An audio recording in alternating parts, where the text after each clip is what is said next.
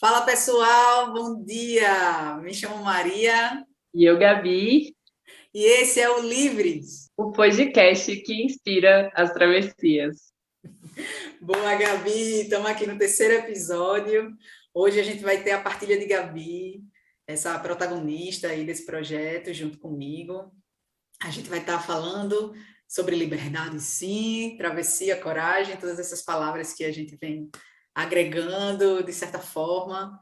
Gabiria Morena, se apresente para nós, por favor. Me chamo Gabiria Morena, exatamente como tá no arroba lá no Instagram, exatamente como tá aqui nesse episódio. E tenho 31 anos no momento da vida, e às 7, que completo agora também, dia 23 de junho, levo um estilo de vida como nômade. E, nossa, por onde começar a falar dessa mudança que foi viver o nomadismo? Como eu disse no primeiro episódio, sou mato-grossense, mas me considero metade-metade, metade mato-grossense, metade brasiliense, porque com 13 anos eu me mudei para Brasília e lá é onde uma parte da família, mas na real sou filha de cariocas, então acho que desde sempre assim, essa identificação de onde eu sou é muito difícil porque já cresci vivendo todos esses movimentos e morando em diferentes lugares. Então, hoje viver um estilo de vida como nômade, não só por isso, mas por vários outros motivos, faz muito sentido para mim.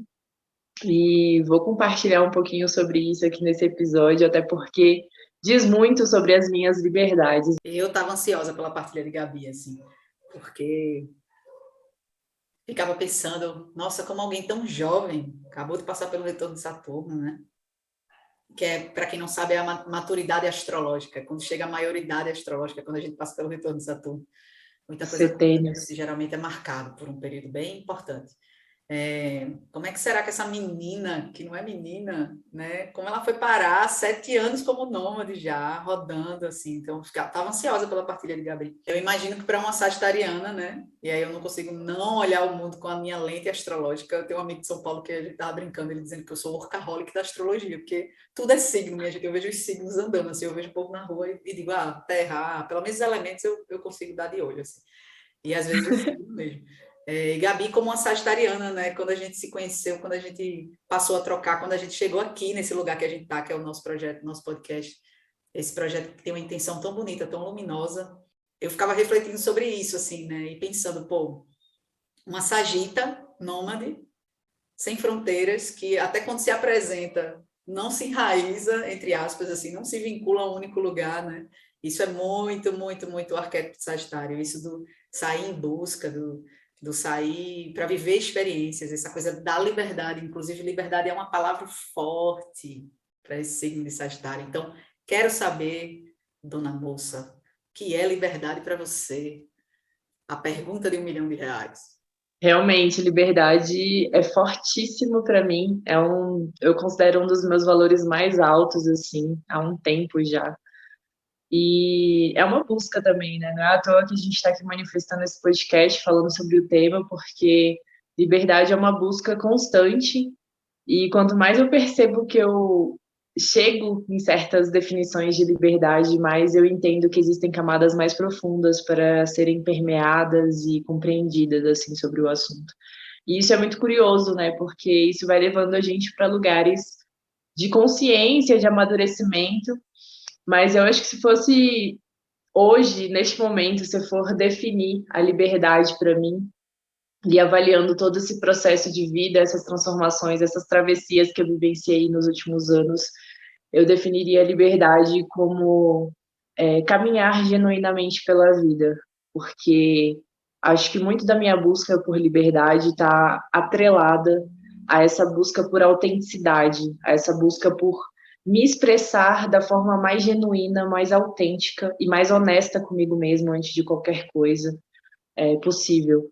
Então, hoje, essa busca pela liberdade está muito associada a isso. E olhando para a minha trajetória, para os meus processos, para as travessias que eu vivenciei até aqui, eu percebo que sempre teve muito essa conexão com essa busca por autenticidade, com essa necessidade de expressão autêntica, assim, sabe?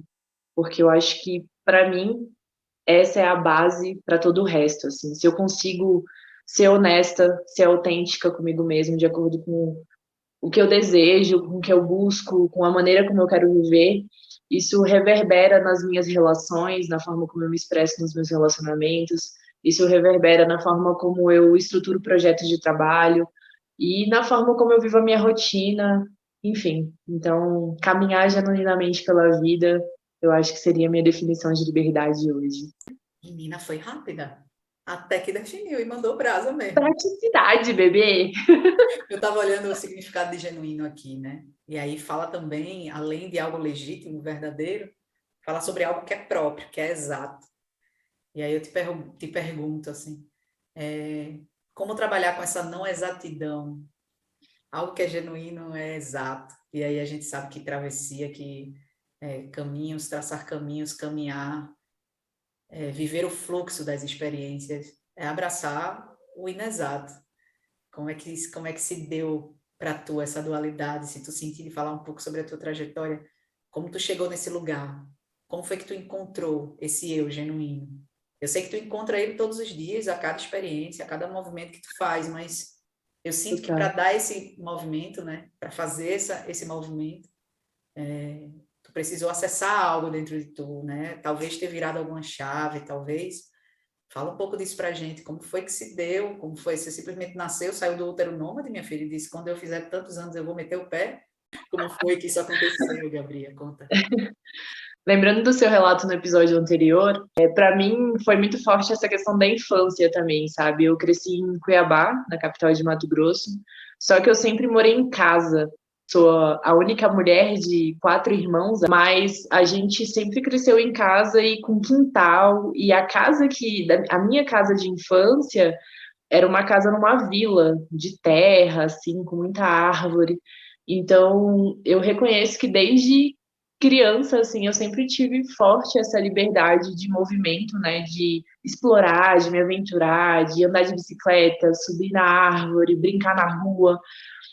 E isso com certeza foi muito importante, mas é óbvio que também quando a gente vai crescendo e chegando na adolescência e próximo da vida adulta, a gente como mulher, a gente vai entendendo que essas liberdades são diferentes, né? Então, eu cresci com essas liberdades, digamos assim, mas entendendo já desde cedo também essa diferença entre mulheres e homens. E quando eu tinha 13 anos, a minha mãe faleceu por depressão.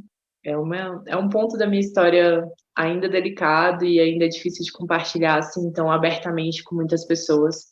Mas quando a minha mãe faleceu, a gente se mudou para Brasília, que era onde meu pai estava morando há pouco tempo.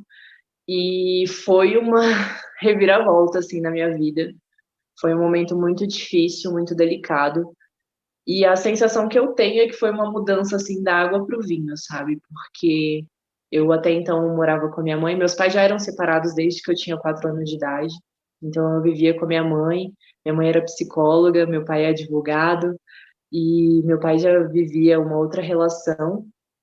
Só que morar com a minha mãe era muito ter essa coisa mais materna, né, do cuidado, da atenção, do abraço, do acolhimento. E quando a gente se mudou para Brasília, depois do falecimento da minha mãe, foi essa mudança de agora viver com o meu pai e ter esse outro lado do masculino, né, da estrutura, do cuidado por meio da estrutura financeira, da estrutura da casa, sem muitos abraços, sem muito afeto, muito acolhimento. E essa mudança de cidade, todo esse processo, né, de lidar com o luto, com a morte de uma das pessoas ou a pessoa mais importante na minha vida, foi muito duro, muito difícil, mas eu entendo também que foi um processo que talvez tenha me trazido uma maturidade emocional e um processo de adultecer talvez um pouco antes do tempo, digamos assim, sabe? Hoje eu tenho um pouco essa visão. E aí, obviamente que tudo isso também me causou muito movimento emocional, muitas revoltas, muitos questionamentos. E a partir dessa adolescência e dessa chegada na vida adulta, eu percebo que todos esses processos que a gente vivencia, né, dos padrões sociais, estruturais, desse pacote que vendem para a gente, né, de como a gente deve ser, agir, pensar e viver, para mim sempre foi muito forte essa necessidade de questionar, sabe? Além de todos esses movimentos emocionais que eu já vinha vivenciando a partir do luto, da morte da minha mãe, eu também sempre me questionei muito sobre esses padrões, sobre esses formatos. E acho que tudo isso, de certa forma, foi essa nutrição, assim, para passar a buscar essas liberdades e essa definição de viver de uma forma autêntica, de uma forma genuína. A verdade é que lidar com o luto tão cedo na vida me fez tomar a decisão de como eu queria viver a minha própria vida, assim, sabe? Eu acho que sempre que a gente lida com o luto, com a morte de alguém próximo, a gente se faz esse questionamento, né? Porque é a única certeza da vida e talvez seja um dos maiores medos da maioria das pessoas. Então, quando alguém próximo da gente morre, a gente questiona sobre a nossa própria vida, né? Sobre a nossa própria jornada, sobre o que a gente está fazendo, sobre como a gente está vivendo, sobre como a gente está direcionando a nossa jornada, porque a gente se lembra de que isso aqui vai acabar, assim como acabou para essa pessoa próxima, né? Então, lidar com isso muito cedo, assim, na minha vida, na minha jornada, trouxe também esse questionamento muito cedo de como eu queria viver a minha vida.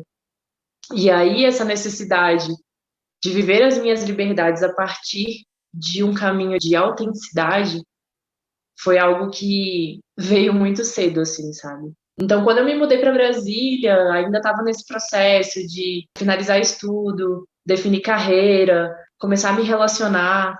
Tudo isso veio nesse redemoinho, assim, junto com esse fogo interno, assim, que foi ativado muito cedo, digamos assim, óbvio que juntando com o arquétipo de Sagitário, com personalidade, né?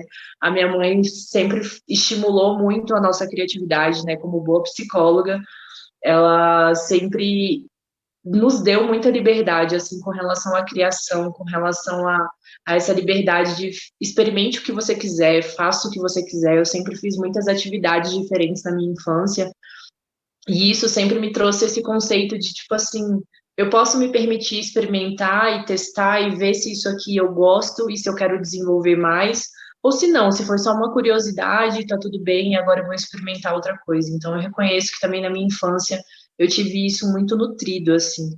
E aí, chegando na vida adulta, veio naturalmente essas cobranças, né, de escolha de carreira, junto com o relacionamento, vida amorosa que estava começando, mas sempre com esse fogo interno, assim, de questionamento, e sempre com essa lembrança de que a vida é para ser vivida, a vida é para ser aproveitada, e é para ser aproveitada com autenticidade, sabe, com verdade.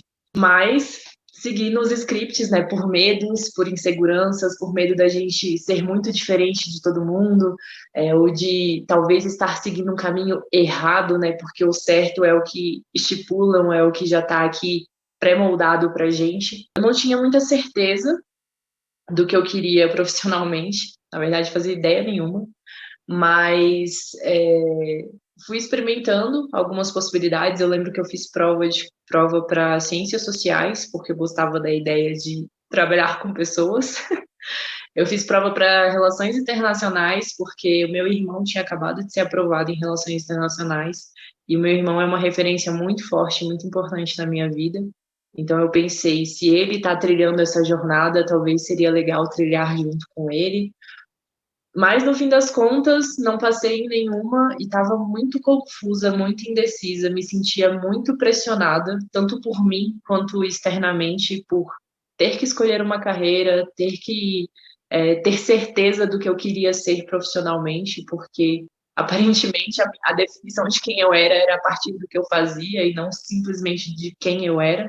Eu lembro que nesse momento eu sentei numa conversa com meu pai e falei para ele que eu não tinha muita certeza, não sabia muito o que eu queria, ainda estava refletindo sobre isso. E ele me falou que talvez se eu escolhesse direito seria um curso que me daria uma boa estrutura, um bom norte, um bom direcionamento, até porque ele, como advogado, já vivia um pouco disso, então a partir dessa influência, dessa conversa, como eu não fazia muita ideia do que eu queria de fato, eu falei, tudo bem, vou tentar para direito.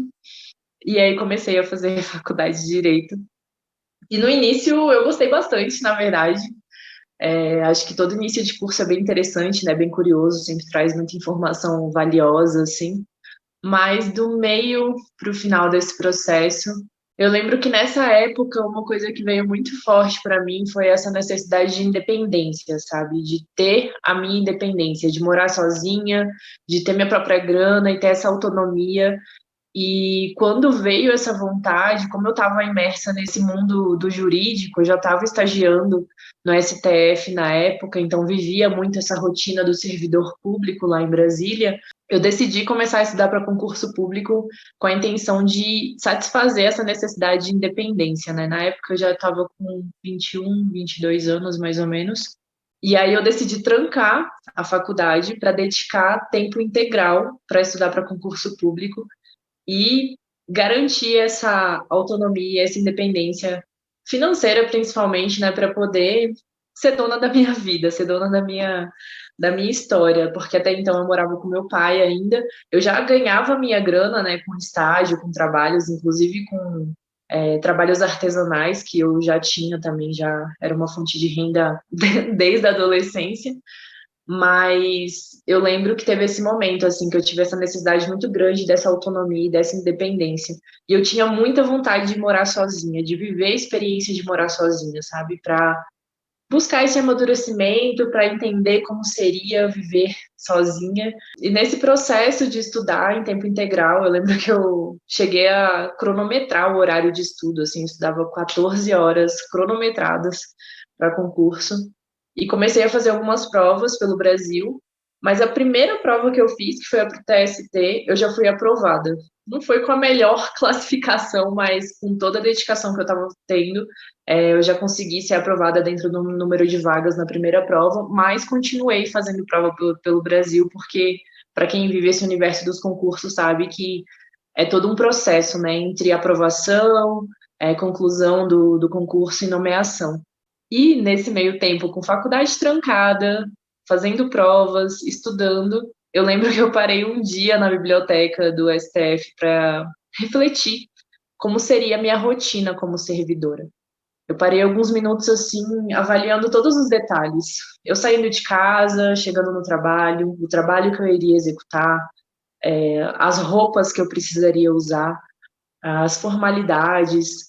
E como eu já estava vivenciando um pouco disso no estágio, né, porque a gente praticamente fazia o mesmo trabalho que os servidores, só que de forma supervisionada, e já dava para sentir um pouquinho do gosto de como seria essa rotina como servidora, né? Roupa social, comportamento, rotina, saída de casa para o trabalho.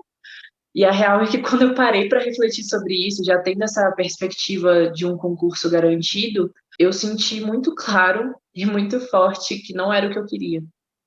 E ao mesmo tempo que foi libertador entender isso, foi também frustrante, porque eu já estava quase 2 anos me dedicando aos estudos, a essa busca por essa autonomia, essa independência financeira. E foi muito frustrante, assim, sentir que eu estava abandonando tudo aquilo, né? Toda aquela dedicação. Mas, ao mesmo tempo, também era muito difícil continuar tendo motivação e prazer, assim, de seguir estudando, sabendo que não era aquilo que eu queria. E aí vem um pouco daquilo que você compartilhou no seu episódio também, né, Maria, sobre esse vazio, né? Essa incerteza. Porque eu acho que hoje eu tenho muito claro que quando a gente vive um processo de transição, de transformação na nossa vida, eu chamo de limbo, né? Limbo da transição. Que a gente sai de um lugar que a gente, de certa forma, tinha controle, tinha clareza, tinha consciência e tinha conhecimento, né, sobre o que estava acontecendo. E aí a gente começa a transitar por esse lugar de incerteza, de escuro, de talvez solidão, às vezes também, porque é um processo muito individual, e vislumbrando coisas que a gente ainda não tem tanta certeza, que a gente ainda não tem tanta segurança, que a gente não faz ideia e não tem controle de como isso vai acontecer, de se realmente isso vai ser bom ou não, se isso vai dar certo ou não.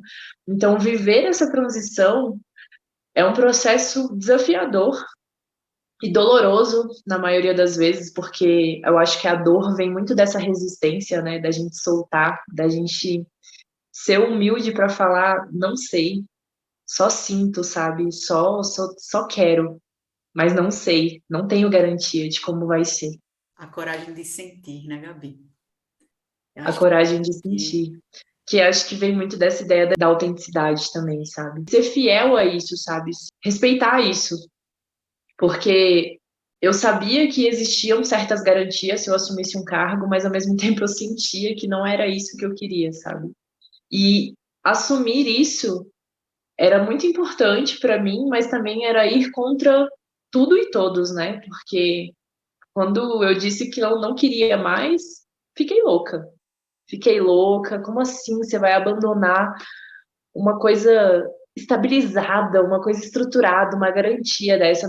Veio mais uma crise existencial, né? Eu digo mais uma porque eu acho que a gente vive várias também, assim como as transformações, a gente vive várias crises e todas elas são importantes porque são justamente esse diálogo interno que a gente tem, que a gente precisa dar atenção, sabe? Colocar presença e consciência para a gente entender esses redirecionamentos e essas ressignificações que a gente precisa vivenciar ao longo da vida. E eu reconheço que naquele momento veio mais uma crise existencial, assim, muito forte. E aí eu tava com a faculdade trancada, estágio suspenso por conta da faculdade trancada, já não queria mais continuar estudando e não fazia ideia do que eu ia fazer. Eu só tava ali, tipo, existindo e tentando encontrar um redirecionamento, assim. Ao mesmo tempo que eu vivi essa crise, eu também comecei a fazer trabalhos, assim, fazer bicos. Eu lembro que eu comecei a trabalhar com eventos para poder ter uma grana, assim, porque desde os meus 18 anos, desde o meu primeiro emprego, eu já não pedia mais R$ 1 para o meu pai, assim, não tinha coragem de pedir grana para ele. Quando veio essa crise, assim, de não ter mais a bolsa do estágio, de não ter mais essa fonte de renda, eu comecei a buscar bicos e trampos, assim, para fazer, para poder ter minimamente uma grana para fazer as minhas próprias coisas no dia a dia. E aí eu comecei a trabalhar com eventos.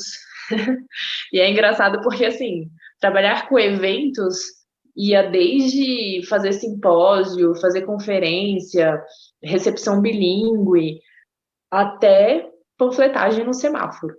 Era todo tipo de evento, assim, sabe? Tudo para ter essa fonte de renda, e essa graninha para poder lidar com essa etapa, assim, de apesar de não saber o que eu queria profissionalmente, não saber o que eu estava fazendo da minha vida, eu tinha minha graninha ali para poder fazer minhas coisas e suprir minhas necessidades do dia a dia. Nesse processo, eu recebi uma proposta de trabalho numa área política, numa área de assessoria política, e apesar de não ser muito a minha área, né, eu pensei, por que não, né? Eu tô aqui, não faço ideia do que eu tô fazendo, para onde eu vou, por que não dar uma movimentada, agarrar uma outra oportunidade e abrir outras portas? E aí foi muito boa essa oportunidade, porque apesar de ser muito fora, assim, da minha área, era uma oportunidade com um ótimo salário e também com um ótimo ambiente de trabalho. As pessoas eram incríveis, eram muito acolhedoras, muito queridas nesse ambiente de trabalho. E o fato de ter um bom salário e ter um salário fixo ali todos os meses me deu a oportunidade de começar a sonhar, ou a talvez resgatar alguns sonhos antigos, assim, sabe? De viajar, de conhecer lugares, de me permitir realizar algumas coisas que eu vislumbrava, mas que não sentia que era palpável por ainda não ter a estrutura necessária para realizar esses sonhos. E um desses sonhos era viajar, era conhecer lugares para além do meu país, né? Outras culturas, outras realidades. Eu lembro que na época também eu estava vivendo um relacionamento muito louco, mas que também me incentivou bastante nesse sentido, sabe? De expandir, me incentivou muito no sentido dos estudos. Foi alguém que fortaleceu muito a minha jornada assim para me dedicar aos concursos. Foi alguém que me fortaleceu muito essa minha busca também por viver a minha individualidade, sabe? Era alguém que era um companheiro que viajava muito sozinho. E aí ele ia para vários cantos do mundo e eu não conseguia acompanhar porque eu não tinha estrutura financeira e nem tempo, né, de livre assim para poder acompanhá-lo. Mas foi alguém que me incentivou muito nesse sentido de, cara, você precisa conhecer o mundo, você precisa viajar sozinha, você precisa viver isso, sabe? E com esse trabalho, com esse salário, eu consegui começar a me permitir vislumbrar a realização desses sonhos. E acho que foi aí que começou um pouco essa faísca, assim, de financiar, digamos assim, essa mudança de estilo de vida. Eu lembro que nos intervalos desse trabalho eu pesquisava muito sobre os roteiros, sobre lugares, mas eu pesquisava muito também sobre outras formas de viver e de trabalhar, e numa dessas pesquisas veio o nomadismo digital. Eu lembro que na época não tinha muita referência no Brasil, principalmente, sobre esse estilo de vida, mas na hora que eu vi, foi aquele brilho no olho de, tipo, falar, caraca, não acredito que isso é possível. Eu não acredito que tem gente vivendo assim, sabe? Que eu não acredito que eu posso trabalhar de qualquer lugar. Tipo, tendo um computador e um celular. Para mim foi um contato, assim, muito importante, mas ao mesmo tempo também que eu estava vivendo essa busca de significado profissional, eu sentia também que eu precisava me conhecer um pouco mais, sabe? Me entender um pouco mais, porque eu acho que faz parte do nosso processo, da nossa jornada de vida, chegar nesse momento que a gente sente essa necessidade de nos definir por conta própria, sabe? Porque eu acho que ao longo da vida a gente se define pelo olhar dos nossos pais, dos nossos irmãos, dos nossos companheiros, mas chega aquele momento assim que a gente fala, e como eu me defino? Na psicologia chama de individuação, né? É o processo de individuação, de se apropriar de si enquanto indivíduo, né? Quero fazer Total. alguns comentários, assim, você trouxe a coisa das crises existenciais que pautaram tanto, assim, né? Os teus processos de novas escolhas, de mudanças. E aí eu pensando na etimologia da palavra, né? Crise, você tira o S, cri, né? É da crise que vem a criação, né? É da crise que vem as novas Total. possibilidades também. Então, tá massa de escutar. Essa coisa de implodir a caixa, né? Pelo que eu percebo dentro da tua trajetória, sempre existiu uma relação muito saudável, né, com o trabalho, com o dinheiro, do tipo assim, porque você queria se sustentar, você queria ter a sua autonomia, você queria ter a sua liberdade, você queria ter a sua independência financeira e teve, dentro do possível, né, a partir de quando você começou a trabalhar. Mas ver essa possibilidade do nomadismo digital como que eu sinto que é algo que validou o teu movimento, né, assim, pô, eu vou, e é isso que a gente estava falando no episódio anterior, a gente precisa criar as nossas estruturas de segurança, né? Não é simplesmente soltar tudo e ir embora de qualquer jeito, né? Dentro do nomadismo digital, acho que você encontrou, eu sinto que você encontrou a validação de dizer assim, opa, agora eu posso ir, porque eu vou conseguir me manter, de alguma forma, né? Eu vou conseguir garantir isso. Eu acho que foi um primeiro start, assim, para perceber outras realidades, outras possibilidades de viver a vida, sabe? E viver a vida que eu falo é englobando tudo, né? Profissionalmente, em todas as áreas, assim. Então, ao mesmo tempo que eu pesquisava para poder nutrir essa vontade de viajar e conhecer outras culturas, outros lugares no mundo, e me organizava financeiramente para isso também. Eu fiquei um ano me organizando financeiramente para poder dar esse passo com mais segurança, com mais coragem dentro da minha realidade, das minhas necessidades. Eu também sentia muito forte essa necessidade de me distanciar um pouco de tudo que eu vivia, de tudo que eu era dentro daquela realidade em Brasília, para buscar as minhas próprias definições, assim, sabe? De como eu realmente queria viver, de como eu queria me expressar, de como eu queria trabalhar. Então, foi meio que essa junção dessas necessidades, desses movimentos que foram acontecendo e que hoje eu percebo que foi um movimento de transformação muito profunda e o início, né, de coisas muito importantes. Eu não consigo nem mensurar, assim, tudo que foi vivido nesses 7 anos. Parece que foi, tipo, uma vida, é uma vida à parte, assim, né? A sensação é essa. E o que eu sinto de mais valioso, assim, muito além da questão estrutural, profissional, foi essa transformação pessoal no sentido de maturidade, assim, principalmente, sabe? Maturidade emocional. Hoje eu reconheço uma Gabi que talvez se não tivesse vivido todas essas transformações, principalmente de estilo de vida, não teria a consciência, a maturidade e a desenvoltura que tem hoje, assim, sabe, para viver a vida, para se expressar, para se relacionar. Hoje eu sinto que eu consigo respeitar mais essa minha autenticidade, essa minha necessidade de me expressar de uma forma honesta comigo e com o outro, sabe? E eu sinto que isso é muito importante na nossa jornada de vida, porque somos seres que convivem, né? Seres que vivem em sociedade. E, infelizmente, uma das coisas que a gente não tem, nem nas escolas e também quase nada em casa, é essa desenvoltura emocional, né? Essa oportunidade da gente se desenvolver emocionalmente para que a gente possa expressar as nossas necessidades, expressar as nossas emoções, para que a gente possa se acolher e acolher o outro, para que a gente possa escutar o outro, sabe? Se colocar presente. Então, eu percebo que eu acabei aprendendo isso e sigo aprendendo ao longo desse processo de transição de estilo de vida, que eu reconheço que é algo que hoje talvez eu tenha de mais valioso, assim, sabe? É, Muito Gabi. além da liberdade de viver pelo mundo, de poder morar em diferentes lugares, de poder me aventurar, é essa liberdade de poder gerenciar o meu emocional e as minhas relações de uma forma mais consciente, mais presente, mais autêntica e mais honesta, assim, sabe? Eu acho que quando a gente para pensar e refletir sobre esse modelo, né, que a gente é criado desde, sobretudo educacional, né, porque a gente mal nasce e já vai para a escola. E é na escola onde a gente passa a maior parte do nosso tempo. Depois é no trabalho que a gente passa a maior parte do nosso tempo. Na realidade, a gente desde cedo é convidado a não saber e a não conhecer as nossas formas de viver em espontaneidade, em criatividade. Enquanto crianças, a gente chega com um repertório, um grande livro em branco e um grande repertório, na minha opinião, de dons, de habilidades que são desencorajados um por um dentro desse modelo socioeconômico que a gente vive.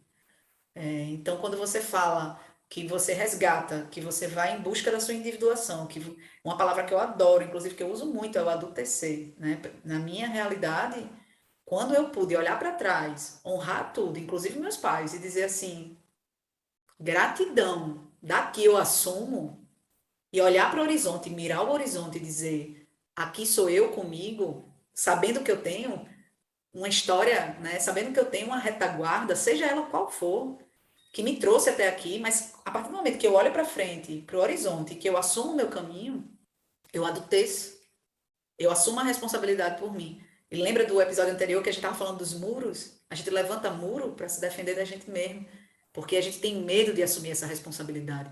E a gente não é incentivado a esse autoconhecimento, a esse processo de individuação que vem junto essa maturidade emocional, essa capacidade de lidar.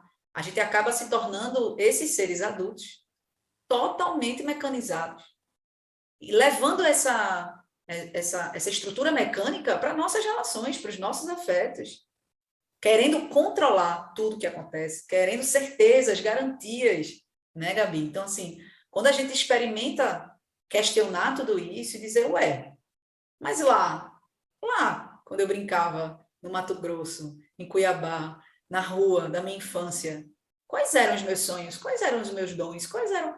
A gente precisa passar por um puta processo para acessar memórias, sentimentos. E sim, é uma travessia, não é uma travessia simples, não é uma caminhada simples. Mas vale a pena, porque o que você passa a fazer daqui para frente faz sentido. Faz muito mais sentido do que o que você vem fazendo até agora, né? Eu queria só fazer um comentário que eu acho que tu entrou nessa fase do teu relato, da tua narrativa da vida nômade. Tu comentou que a tua mãe, ela padecia de depressão. E a gente sabe que a depressão, ela traz a pulsão de morte. Eu sinto que tu teve a pulsão de vida. E assim como eu acredito fortemente na força da ancestralidade, que nós, mulheres, hoje estamos aqui, vivendo, reproduzindo ou rompendo padrões que vêm das outras mulheres, da nossa família, da nossa comunidade, próximas a nós, da nossa linhagem, eu sinto esse contraponto, né? Assim, como você falou no início do relato, viver o luto tão cedo, te colocou nesse lugar. Eu me reconheci na tua fala porque eu não vivi o luto, mas eu vivia o pavor do luto, né? Minha mãe me teve com 40. Hoje é muito comum a mulher parir com 40, mas naquele tempo, é tanto que ela disse que só teve certeza que eu era uma criança típica, dita normal, quando eu aprendi a ler, porque ela achava que eu tinha algum tipo de, de, de condição atípica. Ela achava que eu tinha porque ela tinha me parido com 40 anos, só por causa disso. E eu nasci com um dente, aí ela dizia, meu Deus, sabe? Como se fosse assim, alguma coisa está marcado aí. Então ela tinha esse medo, e ela passou tudo isso pra gente, né? Ela e meu pai, que meu pai tinha mais ainda do que ela. Ela me teve com 40, meu pai tinha 47. Então eles tinham muito medo de morrer, e eles passavam isso pra gente, exigindo que a gente se adultecesse no outro lugar, né? Assim, que a gente crescesse e amadurecesse, porque eles podiam não estar aqui, eles podiam faltar amanhã. E essa sensação de que podia acabar a qualquer momento, eu cresci com isso direto, né? Mas eu não cheguei a viver esse luto. Meus pais estão vivos até hoje. E você viveu um processo de luto, né? Dentro de uma realidade de adoecimento psíquico, né? Dentro desse lugar da depressão, que traz a gente para esse lugar da melancolia, da pulsão de morte mesmo, da desistência da vida.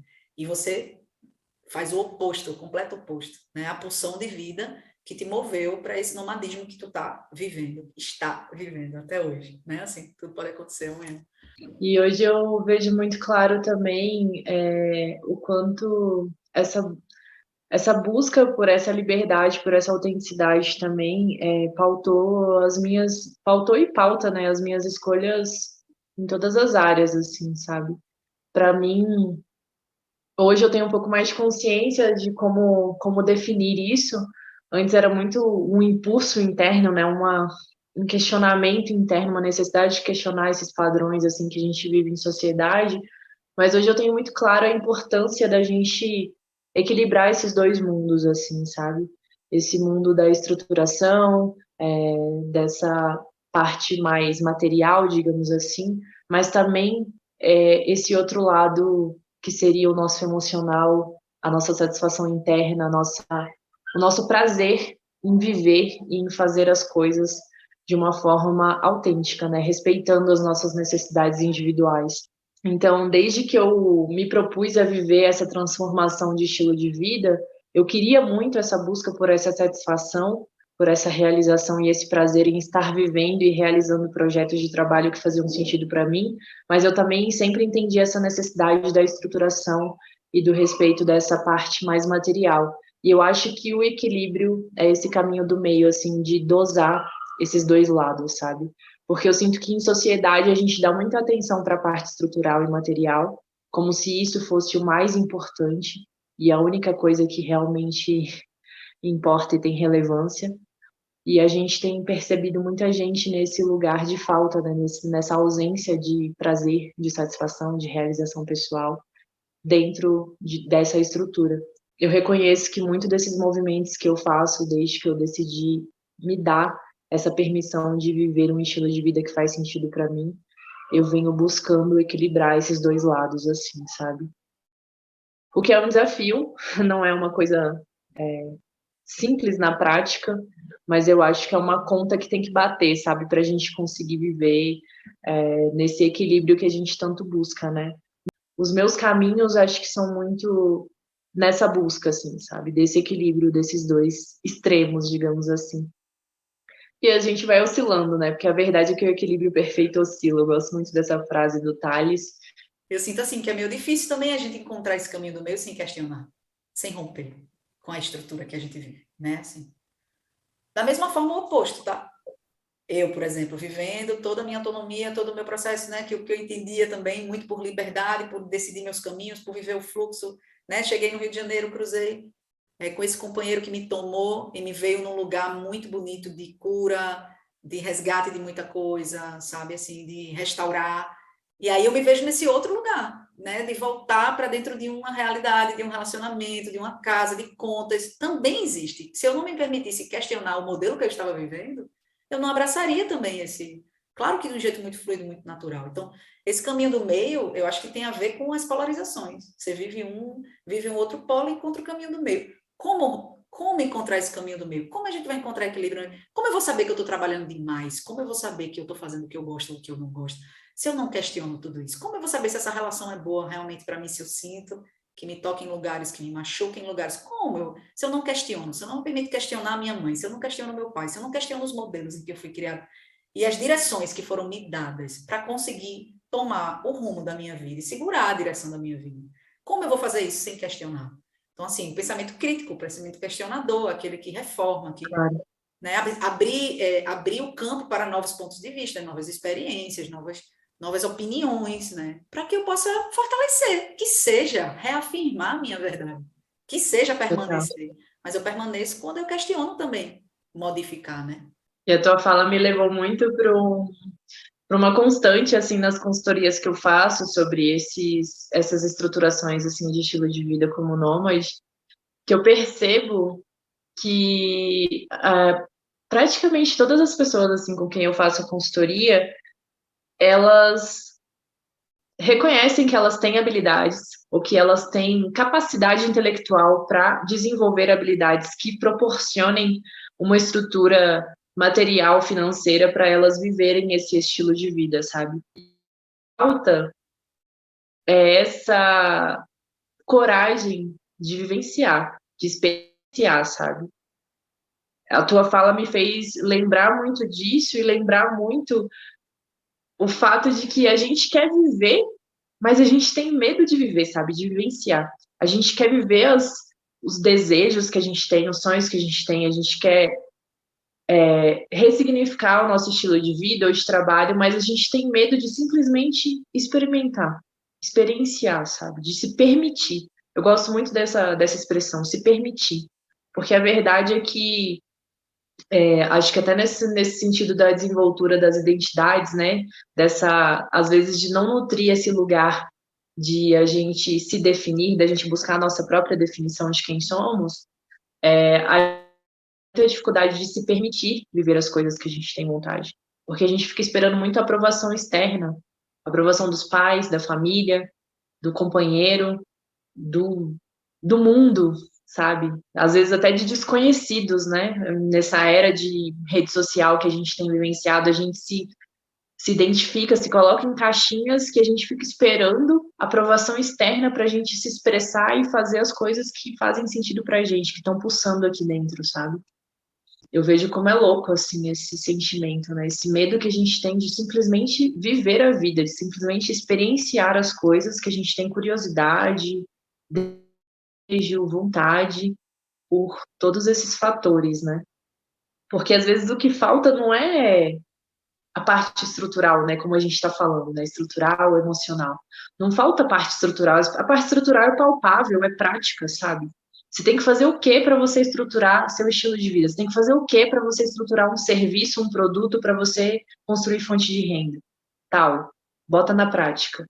O que falta é esse fogo aqui, essa coragem interna, esse movimento interno de eu vou me permitir, eu me dou permissão, sabe, para experienciar, para botar essa habilidade num serviço ou para aprender essa habilidade para que eu possa desenvolver esse serviço e esse produto, sabe?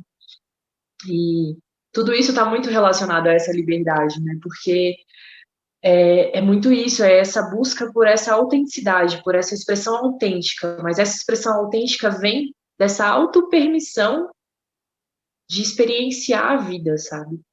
E eu vejo que a minha trajetória de viver como nômade, vivenciar a rotina e as áreas da vida da forma mais genuína possível, é essa autopermissão que eu de tempo em tempo me dou. E eu falo de tempo em tempo porque são processos, sabe? Não é tipo, ai, super fácil e eu tô sempre me permitindo, não.